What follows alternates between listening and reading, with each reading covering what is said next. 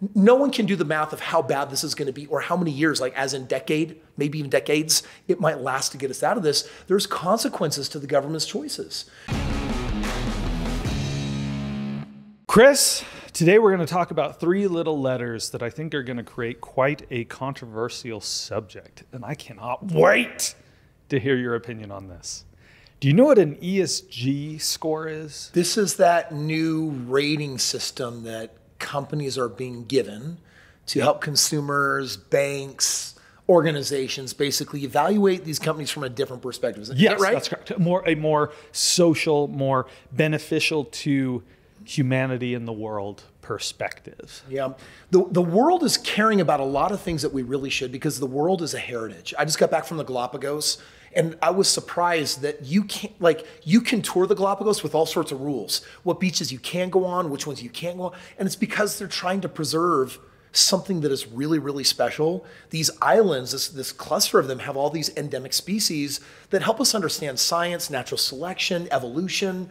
And it was pretty cool because it was like taking my kids on this private yacht for the week to an outdoor zoo without any kind of limitations. It was insanely educational. It was also really relaxing. It was really fun. And so I think a little bit what ESG is about is trying to give different perspective on what it means to be a responsible company. Yeah, I think that's the intention. Absolutely. Yes, absolutely, 100%. Right? And ESG stands for environmental, social, and governance. And there are 3 quadrants, 3 tridents that companies are ranked on if they're being environmentally responsible, socially responsible, and adhering to government policies. Yeah, and does this make me nervous, by the way? Does this make me nervous? Because the law of unintended consequences. No. Right? There's so much good in this, but I want to be really clear. When like in the 1800s, in the United States, there was a group that came about that said, we want the United States to become socialistic and then communistic. And they said, these are the 47 things that have to change to get us there. Yeah. To date, they've accomplished all but 11. Right now, people believe that we have a problem with guns, that guns kill people. I'm like, sure. No, actually, people with guns kill people. Did you know companies that promote guns or make guns have lower ESG scores? I'm sure they probably do. Tobacco companies, gun companies. I'm worried. So by the way, I'm worried about agenda. And yes. I'm worried that there's an agenda that says, no, on the outside, this looks good. We're talking about socially responsible companies like green companies. We're talking about, environmental safe companies. We're talking about, well, then we get to the G, and this is where I get some heartburn, because the question is, what is the agenda of this? Because something that looks so good on the outside, like good intentions, might end up being something really, really scary. And I'm afraid that this good intention might be a disguise or an imposter for something that is designed to remove more freedom, when that is the last thing that we need right now, because we're pushing so far into this place where we keep forfeiting more and more of our freedoms. That's my concern. Yeah. So companies should be environmentally responsible. Agree, disagree? 100% agree. I think that if there's a way for you to protect planet Earth or erase your carbon footprint, meaning, listen, I'm raised in very, very liberal Washington State, Redmond, Washington, Microsoft town. I was raised so much with this mindset of protect the environment that I'm a freaking tree hugger. Truly, I love nature. I love trees. I love wildlife. And I would walk around as a kid and I'd pick up garbage and I'd put it in my pocket because of all of this, anti-litter dogma that I was taught as a kid growing up. My mom hated it when she'd wash my jeans. If she didn't check my pockets, she'd be basically washing garbage and junk and cigarette butts in the washing machine, make her very upset. So anytime a company has the opportunity to mitigate that footprint and basically show some responsibility to the environment, I think that's smart. I love how paperless society is becoming so that we can actually protect the heritage of our trees that provide air and oxygen, keep us alive. I think that's really good. Social. Should companies be socially responsible? Social responsibility starts getting emotionally charged with a lot of agenda. And it's interesting that right now the minority has never had such a loud megaphone as we have today. And, I think there's a lot of good things as far as tolerances that are coming about that I'm really excited about. I'm really glad that people are becoming less judgy, or should be, where it's like, listen, every human being on this planet is precious and priceless. They matter. I believe we're children of God, whether you believe that or not. I believe that we're all important. I have 4 children. One of my children has autism, and his opportunities in life are decidedly less than other people's opportunities, but that doesn't devalue him in any way, shape, or form. He's still this amazing, valid human being with rights. And so on the one hand, I love how we've had an increase of tolerance. And I think it's also a little bit of a two-edged sword because, again, it's the agenda that starts ruling the narrative. And sometimes we're hurting the majority or we're hurting society's advancements, in the name of social justice. Like No Child Left Behind. Well, listen, my child was slowing down I pulled my child with autism is entitled to an education. But, when he got to 7th grade, he started disrupting the entire class and it was hurting everyone else. My wife and I pulled him out and gave him a private experience.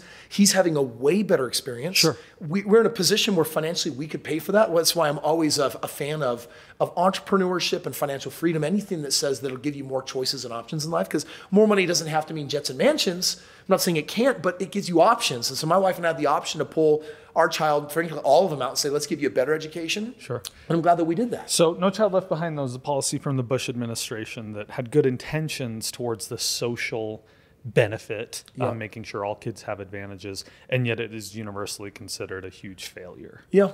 And that's because everything is more complicated than it looks.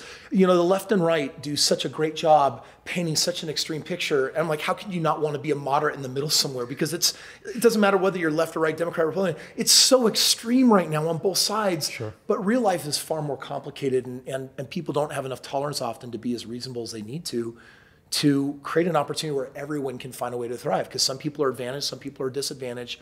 And yet that doesn't mean that anyone is more or less important than the other. Everyone's got to be in their own proper way protected and be given as best of an opportunity at a successful life as possible. Right, but without being coddled.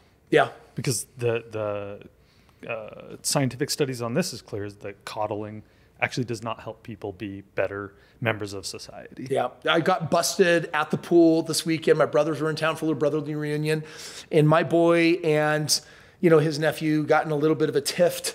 And then because I was trying to resolve the situation, I got accused of gaslighting by the mom. And I was like, oh. Really? And I looked at it and I'm like, she's right to some extent. And the other one is I'm worried about coddling the situation because I'm trying to develop a certain level of grit while being fair, That's a tough because balance. At the end of the day, is your success in life determined by luck or hard work?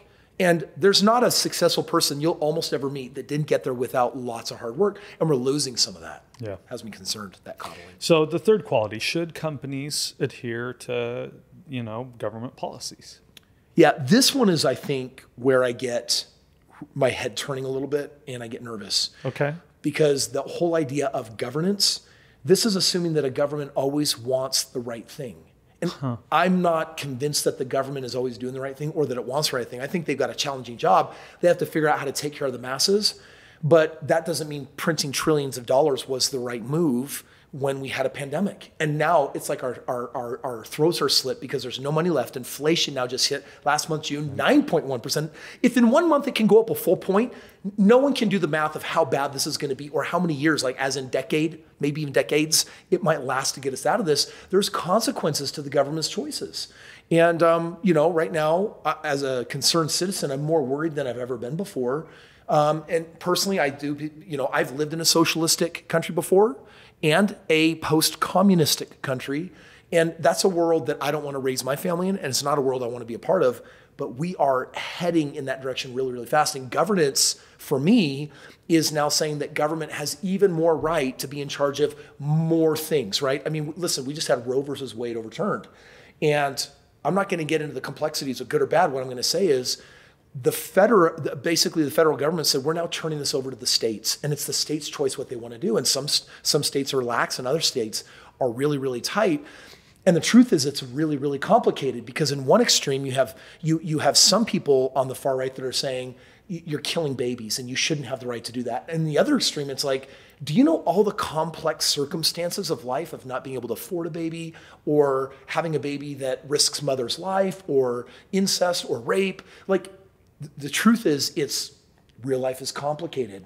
And so it's challenging when the government wants to affect the private sector by basically weighing in on a company's, what they think a company's score is, because that could hurt that company's ability to get financing to basically get banking loans Kris. and basically paint them in a really bad light.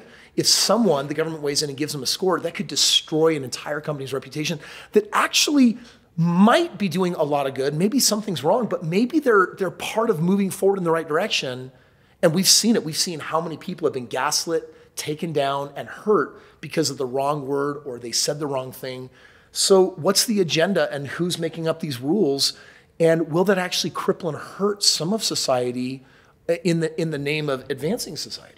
Well, and Kris, I have an example here that kind of makes it really, really complicated. On the surface, it's obvious, but when we interrogate it, it's going to be interesting. This is anecdotal. Okay. But I heard a story of a bank revoking funding. They had approved all these investments for years and years and years, and then when a particular company got a low ESG score, they pulled their funding. Really? And this was for a company that was producing pornography. Now, you and I might agree that a company producing pornography is not the best company. But the question is that okay? Should we be okay with them just being like, well, we don't like what you're making, so pull funding? You know, I have to ask myself, because I've got my own opinions on what ethics should be in business and also what morality should be in life to protect life or help someone have the most advantaged or successful life possible. I certainly have some religious opinions that weigh into this. And part of being part of a free country where you have freedom of religion, freedom of speech, which is under attack, is that we should be free to choose. And so personally, I'll just tell you on a personal level, I got a 4-year degree from Brigham Young University that actually studied the effects of pornography on society. And I'll just tell you, it's scientifically proven that people who become addicted to pornography, you can talk about what happens to family formation, the nucleus of society. You can talk about the breakdown of family, the increase of divorce. There's not a single study that has found benefit. Right? And so we understand this, that there's a whole carnal lineup of, I'm going to go to Vegas, I'm going to bet it all on red, and then I'm going to drink enough booze that I might die from the level of intoxication in my system while I'm sleeping with 19, red light district ladies, whatever, right? Like there is this side of life, and yet, even if it's against my personal conviction, do I have the right to limit others people's choice or agency of having access to it? So can I muddy the water a little bit more? Because that's what I like. I thought it was pretty muddy. Yes, I want to do it a little bit more because pornography is easy, right? Most people can look at it and say, yeah, well, they probably didn't deserve it. Let's make it a little more complicated. Tobacco companies score really low ESG scores. Yeah. What about alcohol companies? I don't know. How do they score? Not affected. And that's because we've decided, I think, and there's been a campaign since the 50s, that the carcinogens found in cigarettes, by the way, killed my grandfather on my mom's side, that it's cancer causing and that it will definitely take life away. Let's just say that tobacco has fallen out of favor.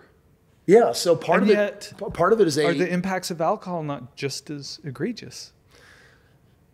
People die by alcohol. They can die from alcohol poisoning, fetal alcohol poisoning in babies. It's definitely detrimental, but it's socially acceptable in a different way. And because it's socially acceptable, it's favorable. And that's what I mean by the agenda that has me worried is what are we favoring and why? And who's in charge of that agenda? And you can't play this game of pick and choosing, right? It can't be like, oh, we like you, therefore you get X and we don't like you. Yeah. And then you have to step back and say, well, there will be abuses to the system, but as a general rule, are we doing overall a good thing in spite of the abuses by creating this awareness about the environment and companies that are being socially responsible and that are willing to submit to governance, which, man, part of that I'm in favor of. And then again, and there are going to be situations where I'm like, no, give me a low score. I will take pride and wear it like a badge of honor, and yet they can destroy your reputation. Yep. And they can limit your ability to get funding. Yeah, ESG is... Isn't this a form of discrimination? It's complicated, isn't it? Yeah. I mean, nobody would ever, I'm probably going to get skewered on this video for saying that that's a form of discrimination, but isn't it? Saying that you don't get XYZ because you don't fall in this little box that we like? Yeah. It's interesting. I found as a business owner that there's a difference between idealism and realism. There's reality and then there's the ideal. And I can't tell you how many of my own companies, let alone those I've observed over the years, that when you function in the ideal, you can actually go out of business very, very quickly. Because once you know what the ideal is, you have to back it by what's possible and what's real today. if you take a P&L, a profit loss statement, and you try to run a company based on an ideal as if you had 250 employees, even though today you're 5, you're going to go out of business, because what a company needs there is very, very different than today. And so I think ideals forge guidance of path, a direction, a North Star, what we're trying to aim for, the direction that we're trying to go in. But then you've got to get in reality and say, great, now where are we at? Like, just imagine if the government said this year that all vehicles that operate on gas are closed. Our economy would be screwed. Just electric vehicles right now, because ideally that's better for the environment. They're not wrong, but that's not realistic. And reality dictates that you would have to have a transitionary period. Imagine how many industries would be affected by that. Imagine how many gas stations across the country that employ people, that sell, food, drinks, and beverages for travelers. Yeah, it's a cataclysmic shift. And it's already happening. Most countries, by the way, actually have rules that by 2025, 2030, 2035, 2040, you have to transition from the kind of vehicles that you're making to be environmentally sound. This is not a bad thing.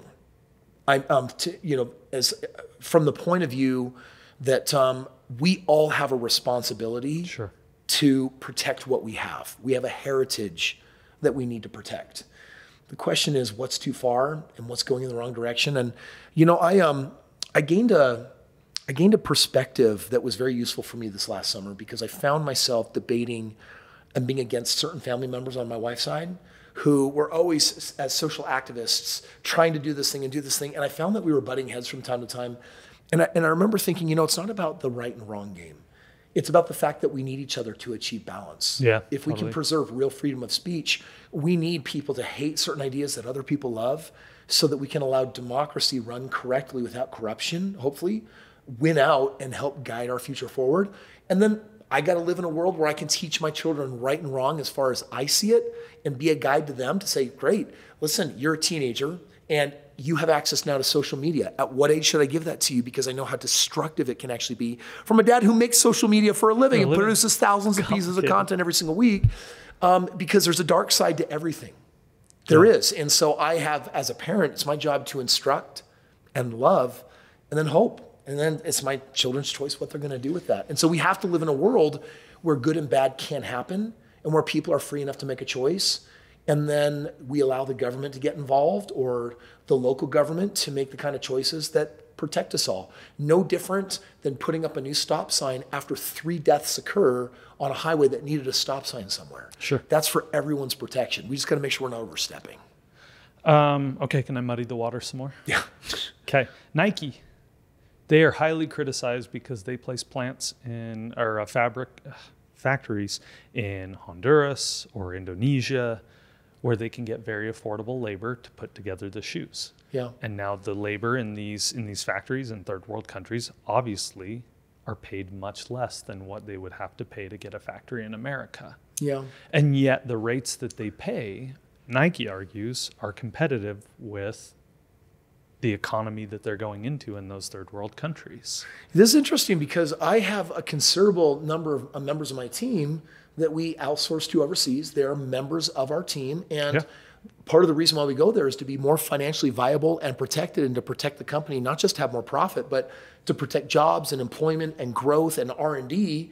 And, my experience, as I've done a lot of third world traveling, is that in their economy, if you were to pull those Nike jobs, like in America, looking over there, Nike is bad, wrong, and evil. Sure. Take those jobs away, and you'll probably have riots from the people in Honduras saying, "Do you know? Are you closing the factory? Do you know what you cost me? Do you know how you hurt me? Do you know how you allowed your policies that was right for your country to hurt what was right in our country?" Right. And again, it is complicated. It's very complicated. Because I do think that we should, ESG, I hope part of that on the social S side means that we're protecting human rights, we're protecting people's freedoms, and that should mean it doesn't matter where you are in the world. So personally, if I were part of ESG and Nike was outsourcing to Honduras, if Nike was seen to be competitive or even giving advantages or doing something to actually really help these individuals, then honestly, there's a part of me that says they should be celebrated for that innovation. They should be celebrated for creating opportunity for people that wouldn't have had it otherwise. What a cool thing in how small our world is getting. because that starts becoming an equalizer. The people that I have overseas, we pay them often $100, $200, $300 a month more than what's competitive in their country, and they live like kings, some of them, on such a small little bit of increase, which we can afford, and that gives them the kind of status that purchases loyalty, shows favoritism, shows an unfair advantage. So all of a sudden they love our company and they love competing in their marketplace and winning by being a member of our team over here. I personally think that that is socially responsible as long as we are treating those individuals, dollar for dollar, consumer price index adjust, the same way we would people here. Yeah. So, final statements on ESG. Do you think it's going to be a good thing overall or a bad thing? I think overall, it's a really important piece of awareness that gets put out in the world. And, anything basically can be abused. So if ESG can, as a whole, help create more awareness on matters that are our responsibility of treating life and opportunity as a heritage that we want to protect, I'm in favor of that part. I'm going to cry and cringe when I see it abused. And that will be sad. But frankly, it doesn't matter what system you set up. There will always be abuse because there will be a shadow to everything. So I hope we're serving the masses with this move, and not the minority inappropriately, or to line somebody else's profits, or to take advantage of, a group of people.